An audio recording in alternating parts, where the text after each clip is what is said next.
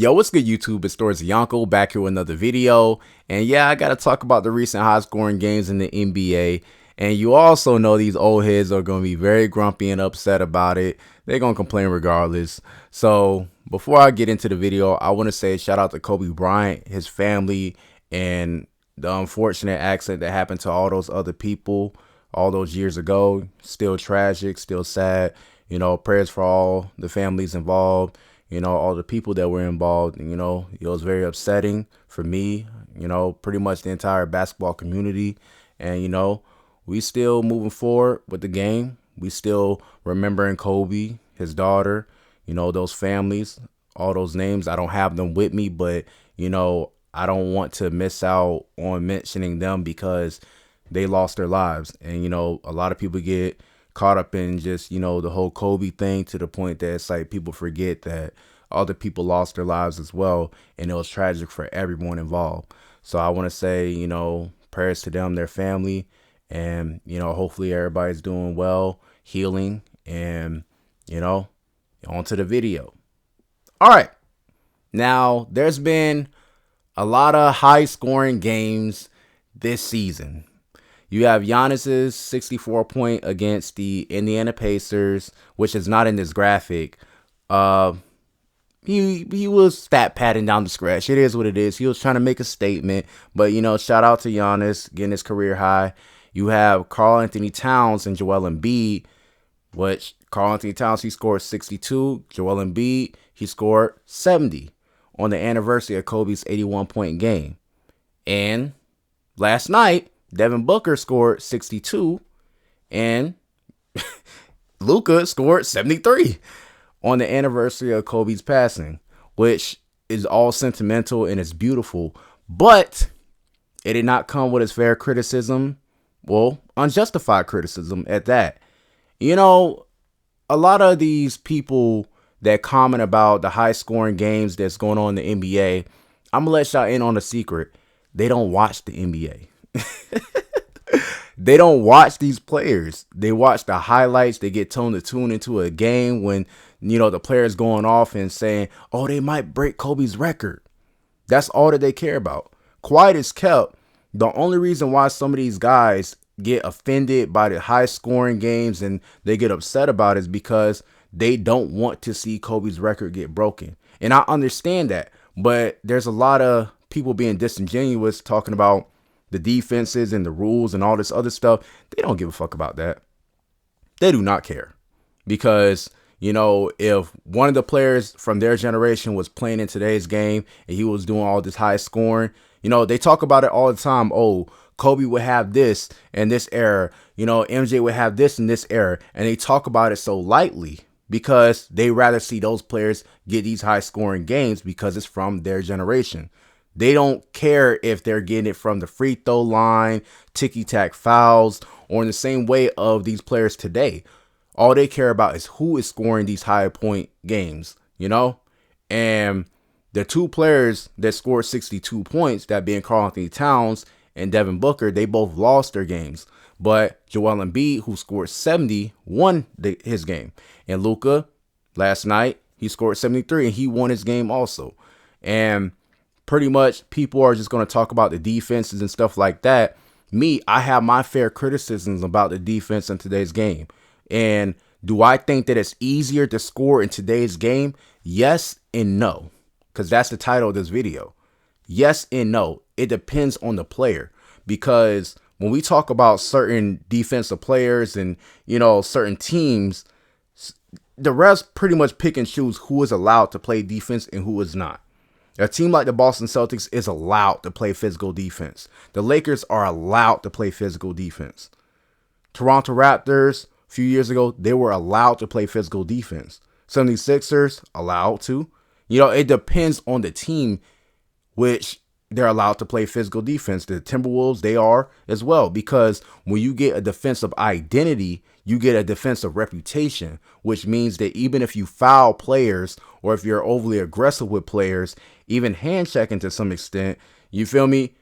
They're not going to call it because you already have that reputation on you. Now, do I agree that some of these players like SGA, Damian Lillard, Trae Young, Luka sometimes, Giannis, like especially Joel Embiid, they get all these ticky-tack fouls and damn near some of the players on the Lakers. You feel me? They get all these ticky-tack fouls and stuff like that. That's where I agree with the old heads or no the other players that would complain about stuff like this. Like DeJounte Murray pretty much said like you can't touch nobody in this league. And it's true.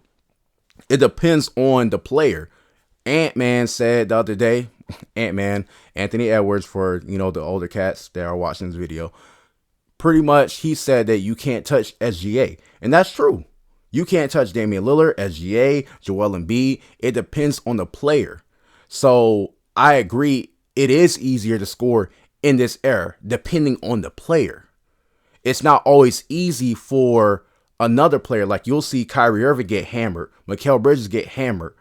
You feel me? You'll see other players get the shit fouled out of them. And you feel me? They either finish through contact or you feel me? They got to earn their buckets some other way when the defense is being overly physical with them. And they still end up with a great game. It depends on the player. It depends on the team. It depends on the officials. It's not just, it's just all across the board.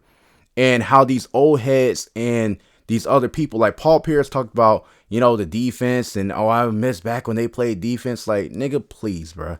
But basically, it's just these niggas always be hating on something, right? When my generation is watching this stuff, watching history, you feel me? All they do is just hate. They just can't give props and say, you know what? This was amazing. It's always the niggas who left some shit on the table that has something to say. Shaq, you left some shit on the table. You always got something to say. Charles Barkley, you left shit on the table. You always got something to say. It's the niggas who have accomplished everything that they possibly could and left nothing on the table that don't hate. Allen Iverson, Isaiah Thomas, Magic Johnson. You got guys who ain't left shit on the table that always feel a need to praise the other generation. And then you got other guys that honestly and truthfully, they don't watch the games. A lot of these older YouTubers and these older NBA players, they do not watch the games, bruh. They don't even watch highlights. They watch, a box score and say, oh my God, you feel me? Back in my day, you feel me? Like, oh, you feel me? It's, get off my lawn. Oh, you feel me?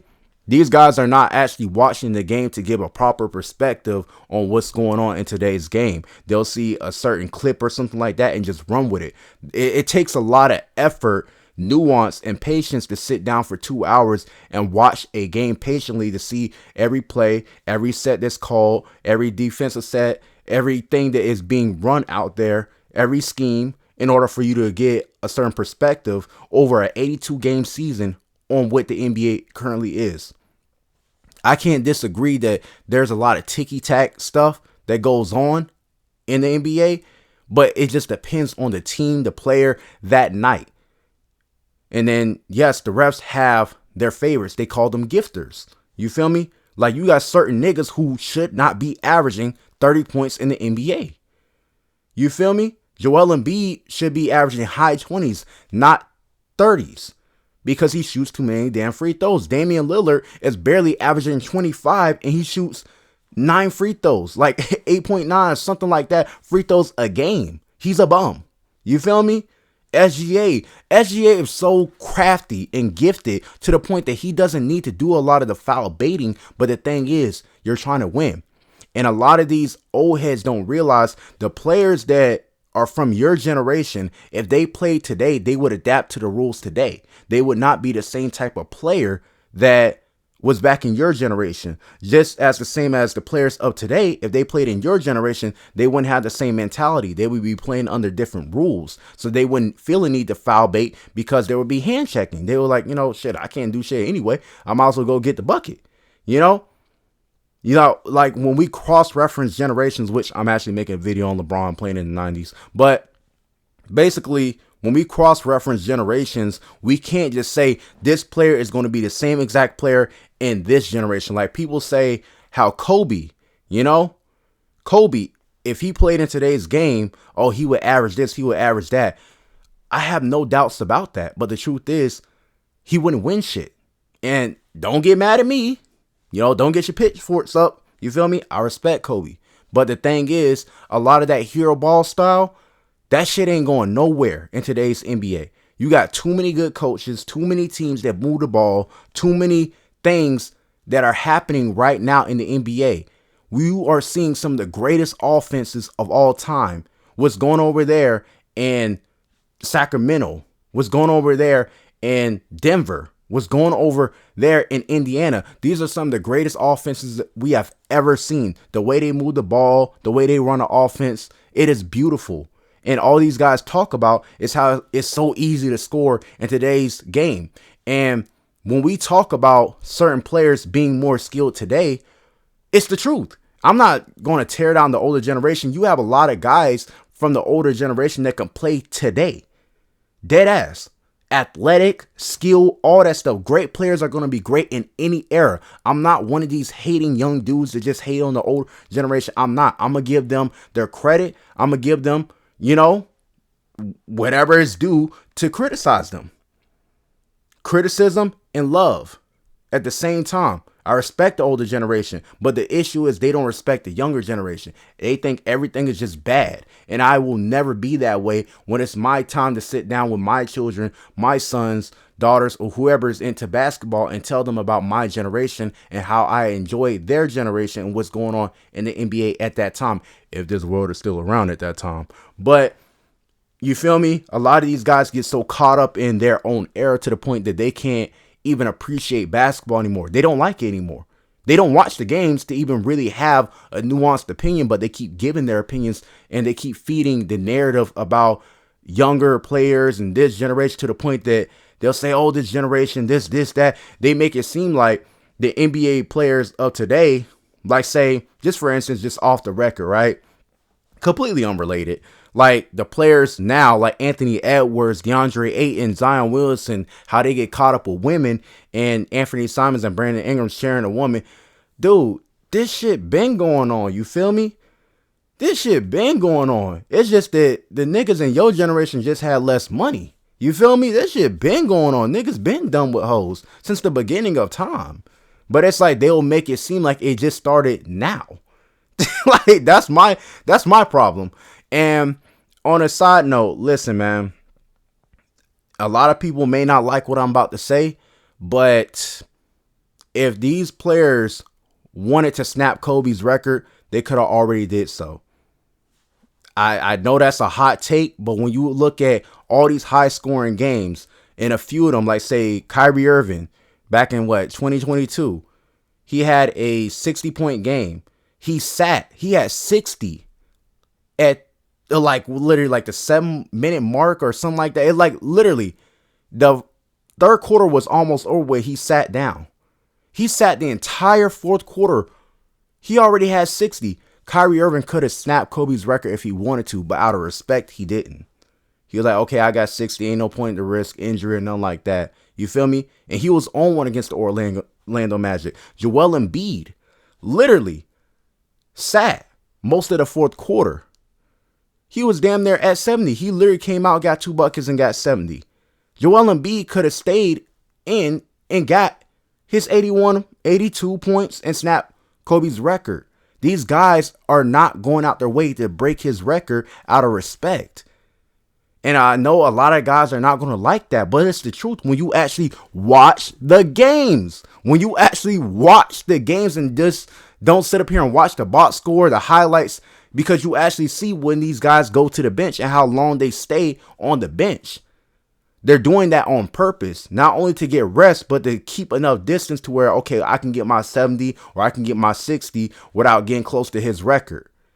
A lot of these guys are going out of their way not to break his record out of respect. You feel me?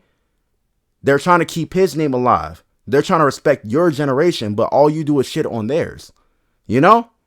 You see how that goes, right? They have enough respect to say, look, we're not going nowhere near Kobe's record. We're okay with 70. We're okay with being on this list to say that we have the highest point total here, right? Joel Embiid broke Wilt Chamberlain's record in Philly. You feel me?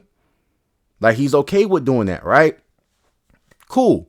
But it's like, it's just something about Kobe to where it's like that 81-point game is so legendary. Wilt got 100. You feel me? It's nothing to break his Philly record, right? Because even though we ain't got no footage of it, it's like They're saying, okay, Wilt scored 100. Kobe got 81.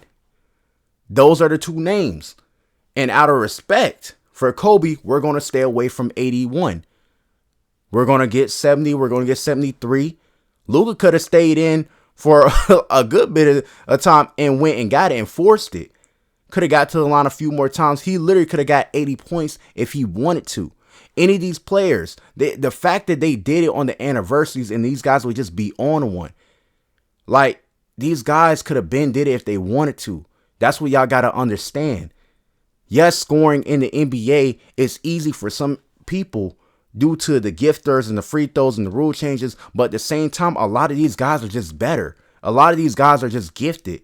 You feel me? They came up in different programs to work on different skill sets outside of just coming to the league and either being a shooter, a shooting guard, a point guard. Like, you feel me? Everybody is damn near a tall or short, you feel me? Like 7 foot combo guard.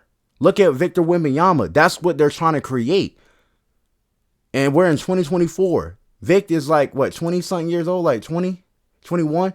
You feel me? 18, I think. Something like that. Vic is young. And it's like, that's what they're developing. So, yes, the players are becoming more skilled. Look at Cat. One of the best shooting centers of all time. That's how he got his 62-point game. You feel me? And it's no disrespect to the older generation to say, yes, they are a little bit better than y'all. You feel me? They're better because they followed the blueprint that you guys laid out. It's not about like who made the wheel. It's about who makes it spin better.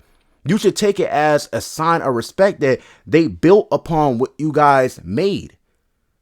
Allen Iverson to Kyrie Irving. You feel me?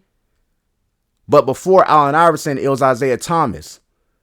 Rod Strickland. It was, you feel me? It was those players that developed those skill sets to where now these players are more skilled because of the blueprint that you laid out for them and the blueprint that was laid out for you and your generation by the previous and so on and so on. That's how life works. That's how evolution works. Now, I'm not saying that, oh, we should be seeing these points just come out of nowhere, but you cannot control. What do you want these guys to do? Lose? What do you guys want? What do y'all want?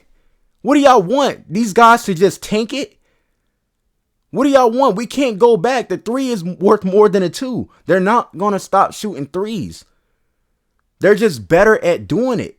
And if Michael Jordan played today, he would be damn good at shooting 3s. You feel me? Like, it's like if you came up in this generation, this era, you will be good at the same things. This is not to say that the old generation couldn't be in today's league. It just depends on when you were born, nigga. like, come on. If LeBron was born back then, he would have the skill set of a player that was in the 90s, in the 80s, something like that. If you were born in the 2000s, you would have the skill set of a player that is in 2024. You feel me? That's all that it's about.